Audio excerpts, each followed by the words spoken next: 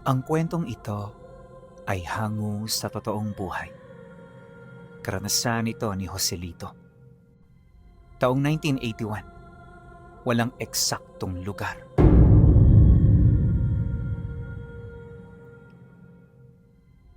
Lumaking isang mangingisda ng isla si Joselito. Simula pagkabata, ito na ang kanyang naging trabaho, kaya nang magkapamilya siya, ito na rin ang sentro ng kanyang hanap buhay. Araw-araw umaalis si Joselito para mangisda sa mga kalapit baybayin ng isla. At ang paborito niyang puntahan, ang isang puting parola na matagal na roong nakatayo. Hindi ito natutumba ng kahit na anong unos na dumarating, at sa loob ng ilang siglo, nanatili itong matatag at matibay. Ngunit sa kabila ng katatagan ng parola, isang kwento at palaisipan ang umuusbong. Sa kanilang baryo, marami ang nagtataka at nagtatanong tungkol dito.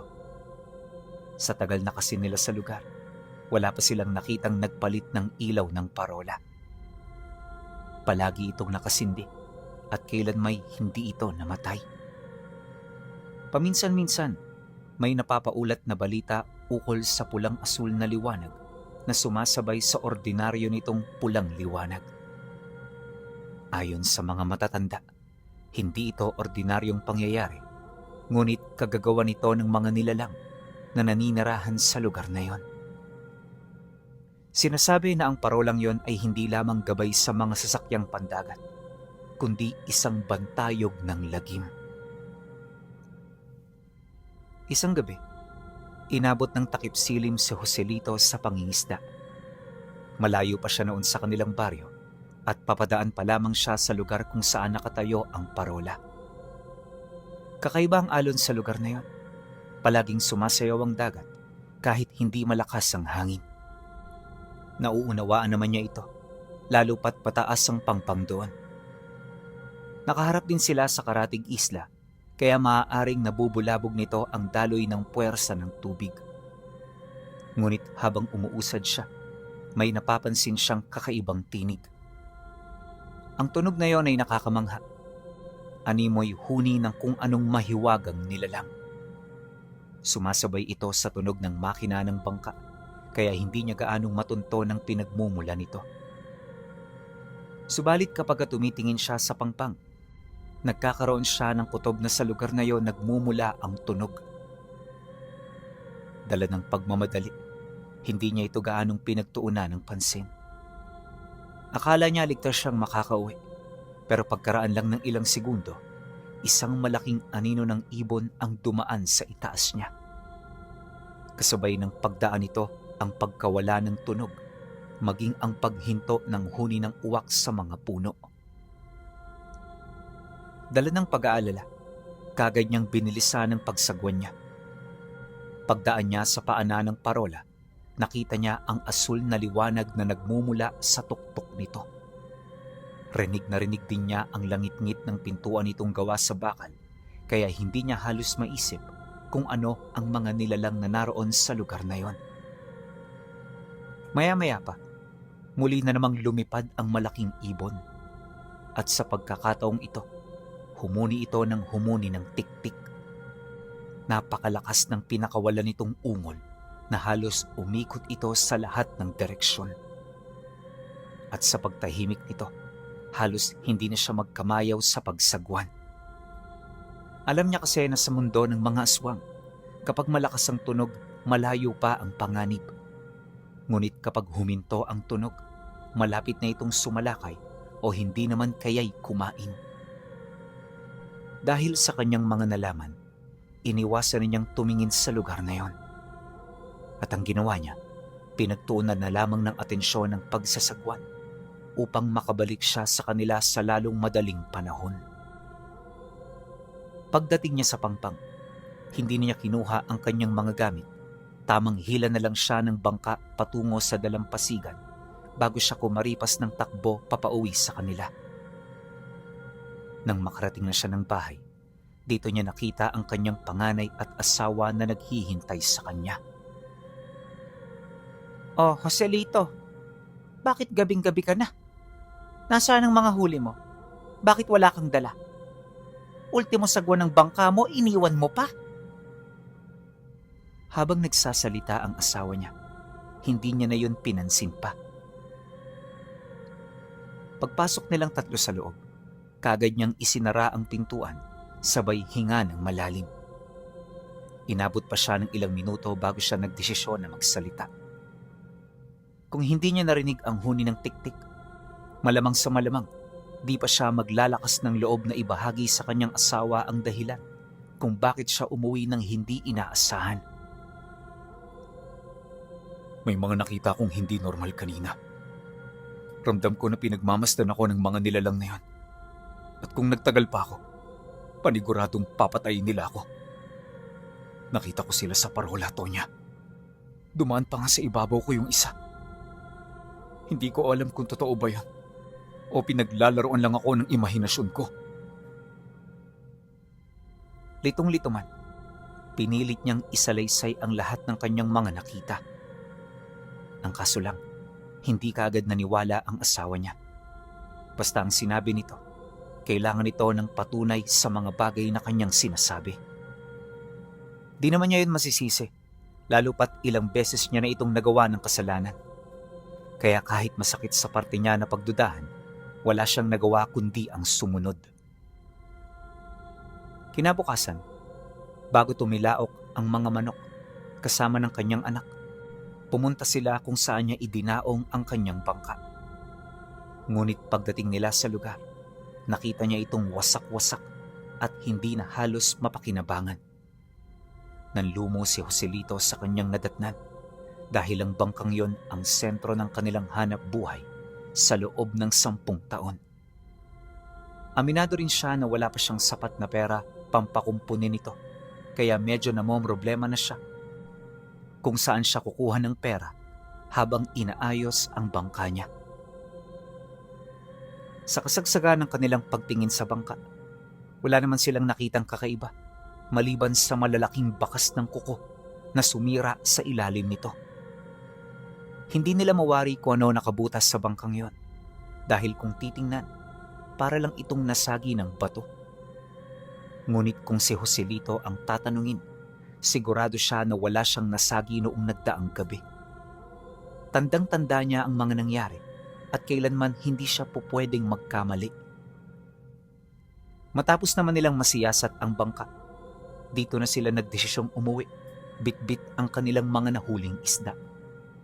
Ngunit habang binabagtas nila ang daan, may mga naririnig silang usap-usapan ukol sa mga taong nakaramdam ng kakaibang pagpaparamdam. Ayon sa mga ito, may sumalakay sa kanila na hindi ordinaryong nilalang. Wala silang ideya kung ano ito, pero masyado itong dambuhala kung ikukumpara sa mga pangkaraniwang ibong napapadpad tuwing sumasapit ang gabi. Nabanggit din ng mga ito ang pagpupumilit ng mga nilalang na pumasok sa kanilang mga tahanan, ngunit nang mabigo ito, napilitan na itong umalis. Dahil sa kanilang mga narinig, mas lalong tumaas ang tsansa ukol sa mga nakita niya noong nagdaang gabi. Kahit yung anak niya, gulat na gulat sa mga narinig nila. Pag-uwi nila ng bahay, kagad niyang kinausap ang kanyang asawa para balaan ukol sa kanilang mga narinig. Ang kaso lang, sa halip na maniwala ito, patuloy pa rin itong hindi naniniwala sa kanilang mga sinasabi. Kesyo gumagawa lang sila ng istorya, hindi yun totoo, at isang malaking kasinungalingan ang tungkol sa mga nilalang na naninirahan sa parola. Nang marinig naman ni Joselito ang rason ng asawa niya, mas pinili na lang niyang manahimik. Baka nga totoong lahat ng sinabi nito. Baka nga isang malaking kahibangan ang kanyang pinaniniwalaan. Ngunit sa paglipas ng mga araw, mas lalo pang lumala ang kanyang karanasan. Hindi na ito simpleng pagpaparamdam lang. Ito ay pawang pangdidiskita na sa kanya ng mga nilalang hanggang sa isang gabi nakarinig siya ng tinig. Tinatawag nito ang kanyang pangalan na para bang kilala siya nito higit pa sa kanyang sarili. Noong una, inakala ni Joselito na isang panaginip lamang ito, pero dumaan ang mga gabi, hindi pa rin ito nagbago Hindi natigil ang pagpaparamdam hanggang sa magpakita na sa kanya ang isang nilalang. Ayon sa kanya, nangyari ito nang uminom siya ng alak nang hindi na isasara ang bintana ng bahay nila. Kaya niya yung ginawa para magkaroon siya ng magandang tanawin habang nag-iisip. Ngunit sa kasagsagan ng ganoong pagkakataon, may nakita siyang isang kamay na biglang kumapit sa bintana ng bahay. Napakaitim ng kamay na yon. May mahahabang mga kuko at madulas na balat. Yun bang nabalot ito ng langis na hindi maipaliwanag. Matapos niya itong makita, dito niya na napansin ang pag-iba ng amoy ng hangin sa paligid. Mahirap na itong langhapin, dulot ng matinding amoy na daladala nito. Nakaya na naman itong tiisin ni Joselito, pero habang tumatagal mas lalo lang umuusog ang kanyang sikmura. Hindi niya na ito kayang pakibagayan sa puntong ang sariling baga na niya mismo ang sumusuko. Dala ng takot at pagkagulat, kagad siyang napatayo. Napasigaw siya ng, Sino ka? Anong kailangan mo? Biglang bumitaw ang nilalang, sabay karipas ng takbo papalayo. Ang huli na lang noong nakita ni Joselito ay ang malalapad nitong mga pakpak na biglang pumagakpak di kalayuan sa kakahuyan. Matapos ang mga pangyayari, kagad na lumabas ng kwarto ang kanyang asawa at mga anak. Gulat na gulat ito sa kanyang ikinilos, gawa ng ang buong akala nila may nakapasok sa loob ng bahay nila. Sinubukan niyang magpaliwanag, pero tila bang hindi na ito nakikinig. Marahil inisip ng mga ito na lahat ng naging akto niya ay dala ng kalasingan. Ilang minuto pa ang lumipas, lumapit ang kanyang asawa. Pagharap nilang dalawa, walang pakundangan siya nitong sinampal dahil sa ginawa niya. Tigil-tigilan mo na nga kami sa pananakot mo, Joselito. Hindi na yan nakakatuwa. Ano ka ba? Sira na ba ang ulo mo? Nang marinig niya ang sinabi nito, kahit alam niya ang kanyang nakikita, di na siya nagsalita. Maya-maya pa, nang inawat na ito ng mga anak niya, tsaka niya inayos ang lalagyan ng alak na hindi niya pa inubos. Pagkatapos pumasok na siya sa loob ng kwarto nila para magpahinga. Naging payapa ang gabing yon, ngunit hindi ang isipan niya. Napagtanto ni Joselito na hanggat hindi niya nalalaman ang totoo, patuloy siyang tatakutin ng mga nilalang. Ilang linggo na rin niya itong pinag-isipan hanggang sa magkaroon siya ng lakas ng loob na puntahan mismo ang parola. Isang gabi, habang siya ay nag-aayos ng mga pinagkainan nila, napansin niya ang kakaibang katahimikan sa labas ng bahay. Walang kahit na anong huni ng hayop siyang naririnig na para bang kung saang lugar nagtipon ang mga ito. Maya-maya pa, pagdungaw niya sa labas, may nakita na naman siyang dumaang itim na anino ng isang malaking ibon. Hindi niya ito nakita sa langit, pero ang direksyon kung saan ito patungo ay alam niya kung saan. Dala ng kuryosidad at takot para sa kanyang pamilya, kinuha ni Joselito ang kanyang itak at isang sulo. Tinahak niya ang landas patungo sa parola. Sa bawat hakbang, tila bumubulong ang mga puno ng nyog. Ang kanilang mga dahon ay tila mga kamay na gustong humugot sa kanya. At habang tumatagal, mas lalong lumalakas ang simoy ng hangin. Pakiramdam nga noon ni Joselito, may bagyong paparating. Pagdating niya sa paanan ng parola, bumukas ang kalawanging pinto nito. Hindi apoy ang nagliliyab sa itaas, kundi isang asul na liwanag. Sa loob nakita niyang hindi inaasahan, mga nilalang na kalahating tao at kalahating hayop, at ang kanilang mga dila ay mahaba gaya ng mga karayom.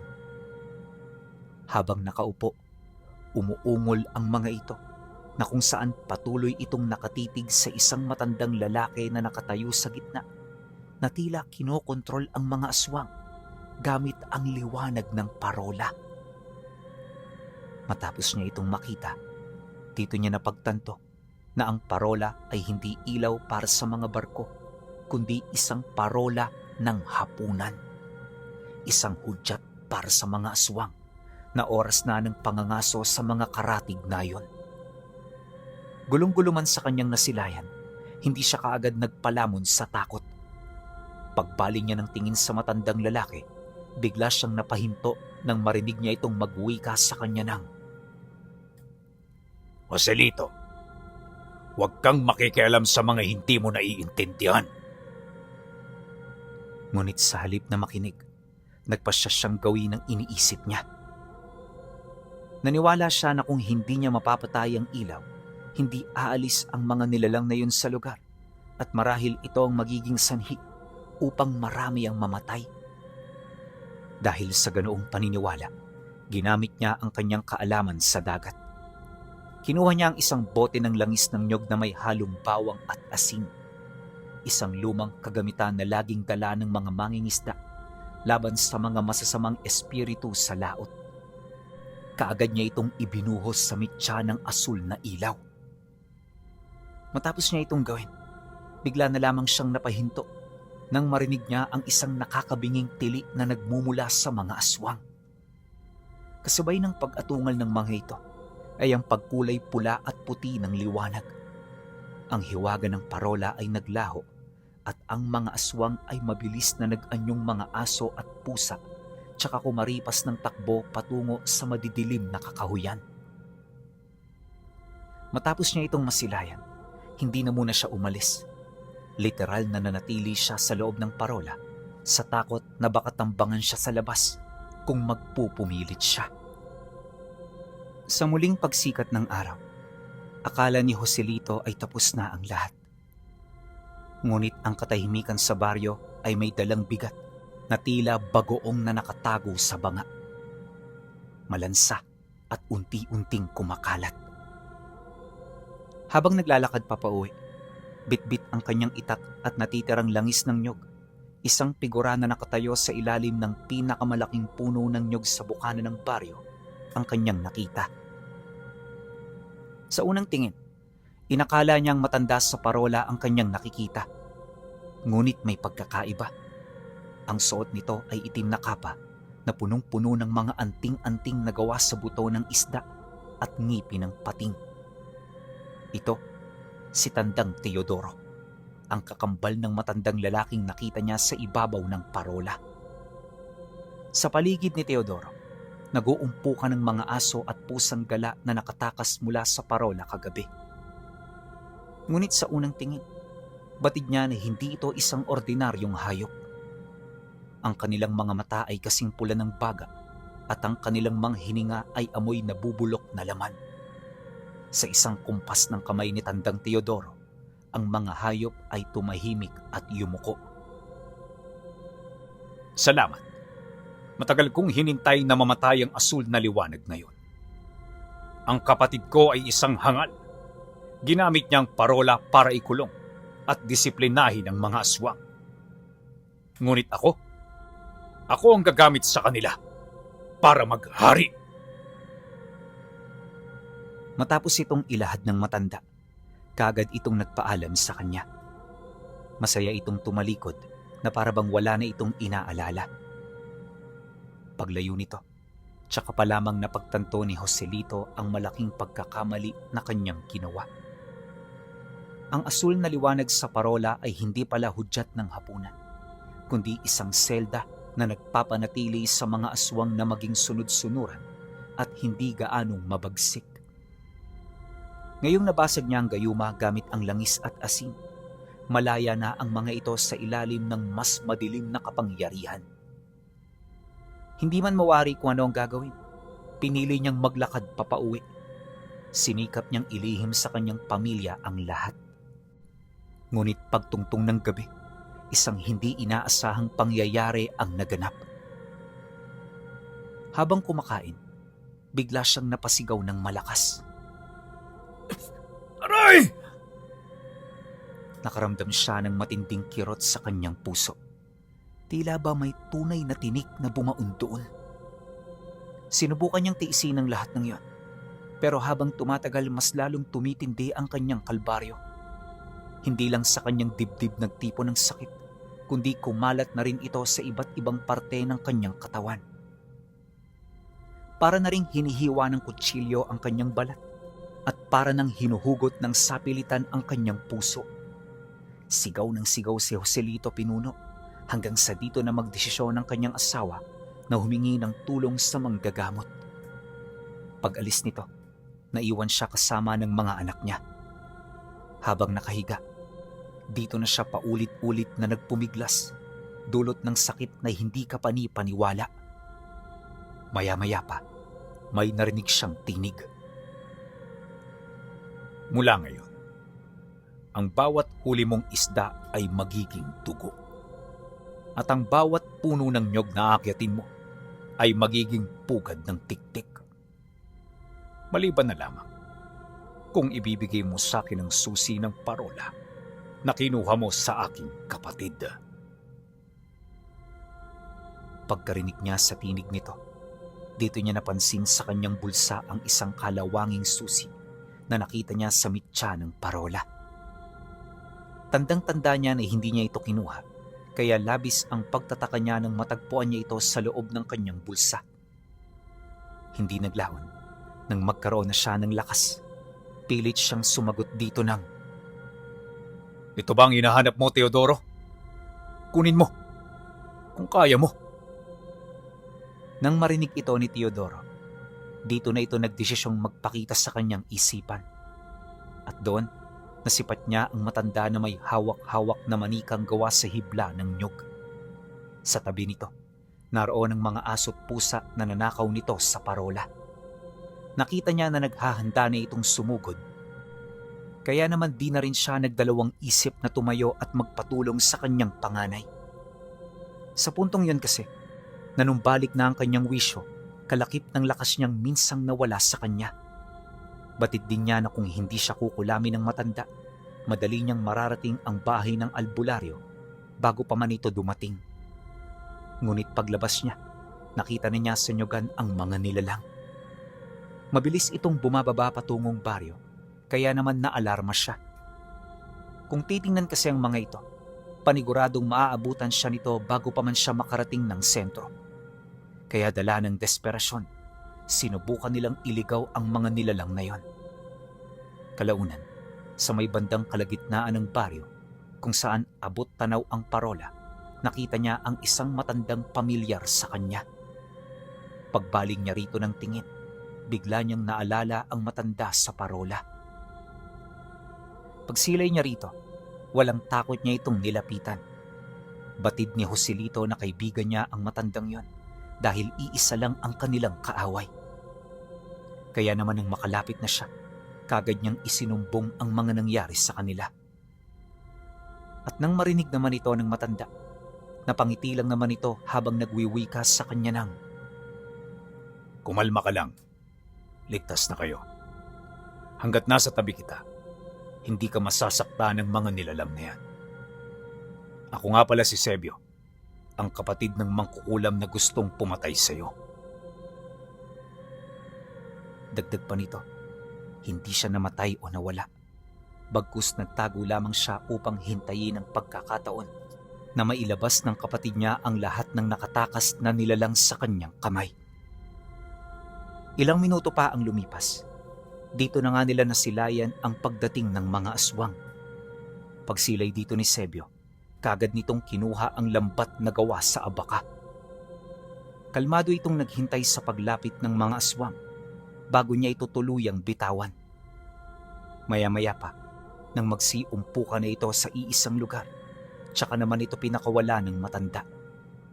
Nang mahuli na nila ang kabuuan, kaagad namang tumulong si Joselito para mas lalo itong maipagbuhol-buhol sa bawat butas ng lambat. At nang masiguro na nila ang kalagayan nito, di sila nagdalawang isip na hilahin ang mga nilalang patungo sa isang malalim na hukay. At nang makarating na sila sa lugar, binigyan siya ng ilang gamit ng matanda, kagaya ng apog at iba pa. Ngayon, ibuhos mo ang lahat ng asin at apog. Nang marinig naman ito ni Joselito, Kagad niya itong sinunod. Sa pagtutulungan nilang dalawa, tuluyan nilang naibaon sa lupa ang mga aswang. Habang tinatakpan nila ito ng lupa, rinig na rinig nila ang mga tili nito na para bang gusto pa nitong kumawala. Ngunit hindi naglaon, nawala na rin ang mga ingay. Pagkaselyo nila ng lupa, sinabuyan nila ito ng 7 beses gamit ang asin na may basbas. Nang mawala na ang mga nilalang, nakita niya na bahagyang napahikbi sa iyak ang matanda. Lolo Sebio, bakit ho kayo umiiyak? Habang tinatanong ito ni Joselito, napansin niya na kaagad itong nagpahid ng luha. Kalmado na rin itong tumingin sa kanya. Animoy wala na itong nararamdamang lungkot sa puso niya. May mga bagay na kailangan nating isakripisyo para sa katahimikan. Matagal akong naging bulag at sa pagkakataong ito, namulat na ako. Nang marinig naman ito ni Joselito, may kung ano siyang naramdaman. Sa mga sandaling yan pinuno, pinagdudahan niya na may kaugnayan sa matanda ang mga nilalang. Ilang minuto pa ang lumipas, habang tahimik nila itong pinagmamasdan, dito na dumating ang kapatid ni Tandang Sebio. Nasipat nila itong marahang naglalakad, bitbit ang isang lumang manika at itim na krus na nakabaliktad. Sa wakas, Sebio, nagpakita ka na rin. Tatanungin kita, anong pakiramdam na ilibing mo ang sarili mong pamilya? Hindi ka man lang ba naawa sa kanila? Alam mo sa sarili mo na may tsansa pa silang gumaling. Pero anong ginawa mo? Pinatay mo ang sarili mong kadugo at kamag-anak. Wala kang kwentang anak. Mas masahol ka pa sa hayop. Nang marinig ito ni Tandang Sebio, sa halip na malungkot ito, kalmado lang itong napatingin sa kanyang kapatid. Wala itong emosyon, ngunit nakahanda ito sa lahat ng posibleng mangyari. Maya-maya pa, nang mapansin ni Teodor na wala itong balak na sumagot, mas lalo pa itong umapoy sa galit. Walang sabi-sabi, gamit ang kanyang manika, sinubukan niya itong kulamin. Ngunit sa pagkakataong yon, hindi man lang natinag ang kanyang kapatid. Kalaunan bigla itong tumigil sa ginagawa nito, kasabay ng pag-wika nito sa kanyang kapatid ng, Nakalimutan ko. Hindi ka nga pala tinatabla ng kulang. Ang walang hanggang buhay mo ay nakakapit sa parola. Ngunit kung ang parola ay nasira, ito na rin ang magdidikta ng iyong kamatayan. May hangganan ng lahat, Sebio. Kaya huwag kang magbunyi na parabang wala ka ng kahinaan. Hindi ako nagbubunyi, kapatid ko. Natutuwa lang ako dahil sa haba ng taon ay hindi tayo nagkita. Hindi ka pa rin nagbabago. Ikaw pa rin si Teodoro, ang padalos-dalos kong kapatid sa lahat ng bagay. Kaya ka nagkakaganyan dahil mas pinili mo ang bugso ng emosyon kaysa sa radikal na pag-iisip. Magkaiba tayong dalawa at dahil sa pagkakaiba natin, kaya matatalo kita. Nang marinig naman ito ni Teodoro, hindi na ito nagdalawang isip na hugutin ang kanyang tabak sa kanyang tagiliran. At sa isang kisap mata, nagpang-abot ang dalawa. Nakita ni Joselito ang nag-aalab na paglalaban ng magkapatid, kung saan bawat isa sa kanila ay pinagtatangka ang paslangin ng bawat isa. Hindi naging madali ang kanilang pagtutuos, pinuno, dahil kung susumahin, magkaparehas lang sila halos sa lahat ng aspeto at kakayahan. Gayunpaman sa bandang huli, ang kanilang sukatan ay hindi lang sa kaalaman, kundi sa talino pagdating sa pagdedesisyon. At doon nakakita ng kalamangan si Tandang Sebio. Sa pagpapatuloy ng kanilang pagtutuos, halos gamitin na ni Tandang Teodoro ang lahat ng alas nito. Lahat ng pwedeng ipukol ginamit na niya, pero nanatili pa rin siyang bigo. Maya-maya pa, pag-atras nito ng bahagya, may naramdaman itong lubid na biglang bumigkis sa kanyang paa. At bago pa man niya yun mamalayan, narinig na niyang magsambit ng dasalang kapatid niya na kaagad na kumuha ng kanyang lakas at kakayahan. Sa isang iglap, naging isang ordinaryong tao si Tandang Teodoro. Sa ulo niya pa ang lahat ng karunungan, ngunit ang mga kataga ay wala nang naibibigay na kapangyarihan. At sa harap ng matinding desperasyon, may takot itong napatingin sa kanyang kapatid habang nagwiwika ng, Wala kang ginawa sa parola kundi ang magtago ng magtago. Habang ako, nagpapakalunod sa pagsasanay at kapangyarihan. Alam kong mas malakas ako sa iyo. Pero bakit ganito? Bakit nagagawa mo pa rin akong matalo? Nang marinig ni Tandang Sebio ang kanyang kapatid, kagad naman itong lumapit dito. Hindi na muna yon nagsalita hanggat hindi pa sila nagkakaharap. At nang magpang-abot na sila, pasimple itong humawak sa balikat kasabay ng pagwiwika niya rito ng, Dahil mas matalino ako sa iyo. Kailanman hindi matatalo ng kapangyarihan ang karunungan. Nakalimutan mo na ba ang turo ng ating mga magulang nung sila'y nabubuhay pa? Nang marinig naman ito ni Teodoro, mas lalo pa itong umapoy sa galit. Sa lahat kasi ng pinakaayaw nito ay yung tinuturuan siya.